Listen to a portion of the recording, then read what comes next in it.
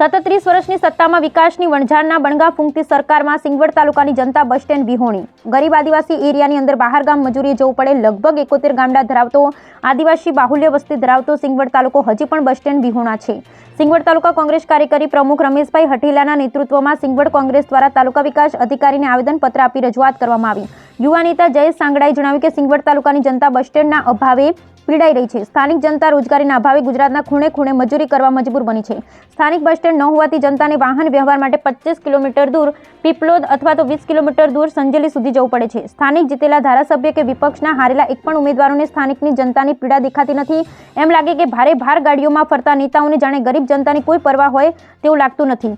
બે ટર્મના ધારાસભ્ય શૈલેષ ભાભોરે જાણે વિધાનસભામાં ફક્ત હાજરી ભરાવા જતા હોય એમ લાગે. કોંગ્રેસ નેતા જયેશ સંગાડા દાહોદ જિલ્લા સમગ્ર ગુજરાતમાં એસટી નિગમને સૌથી નફો રળી આપતો જિલ્લો છે, છતાં સરકાર જાણે ઊંઘમાં હોય એમ લાગે છે. તાત્કાલિક ધોરણે આ સ્થાનિક જનતાની માંગ પૂર્ણ કરવામાં આવે, અન્યથા કોંગ્રેસ પાર્ટી દ્વારા મજબૂરીવશ સ્થાનિક જનતા સાથે રાખી અને ગાંધી ચિંધ્યા માર્ગે આંદોલન કરવું પડશે. ઉપસ્થિત રહેલ સંજેલી તાલુકા કોંગ્રેસ પ્રમુખ દિનેશભાઈ તાવિયાડે જણાવ્યું કે હાલ સંજેલીથી સિંગવડ થઈ બારિયા જતી ફક્ત એક જ બસ આખા દિવસમાં આવે છે. વધુ બસો ફાળવવા દિનેશભાઈ દ્વારા ઉગ્ર રજૂઆત કરાઈ. Bureau report Chandubhai Mohaniya.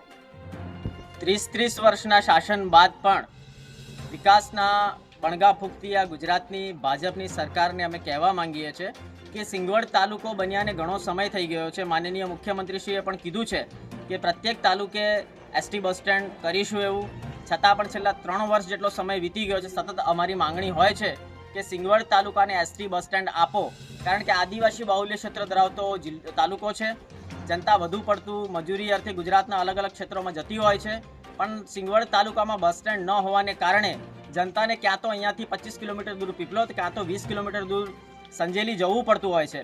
તો આજ રોજ અમે તાલુકા વિકાસ અધિકારીશ્રીને એક આવેદનપત્ર આપીને રજૂઆત કરી છે કે તાત્કાલિક ધોરણે સિંગવડ તાલુકાની અંદર એસટી બસ સ્ટેન્ડ બનાવો.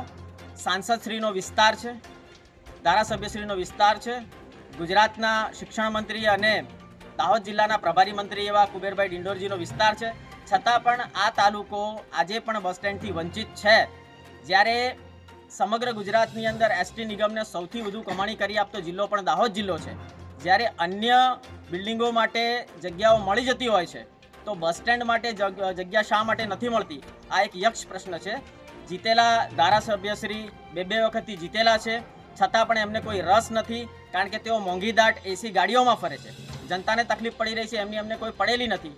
કોઈ પણ પ્રકારના જીતેલા ઉમેદવાર કે કોઈ પણ પ્રકારના વિપક્ષના હારેલા ઉમેદવાર કોઈ પણ વ્યક્તિને સિંગવડ તાલુકાની જનતાની આ સમસ્યાઓ દેખાઈ નથી રહી. એટલે આજ રોજ સિંગવડ તાલુકા કોંગ્રેસ સમિતિના અધ્યક્ષ નેતૃત્વમાં આજે અમે તાલુકા વિકાસ અધિકારીશ્રીને એક આવેદનપત્ર આપીને રજૂઆત કરી છે કે જો આવનાર 1 મહિનાની અંદર આ બસ સ્ટેન્ડની જગ્યાની ફાળવણી ન થાય તો અમારે મજબૂરીવશ આજ તાલુકા વિકાસ અધિકારીના પ્રાંગણમાં ગાંધી ચિંધ્યા માર્ગે આંદોલન કરવું પડશે.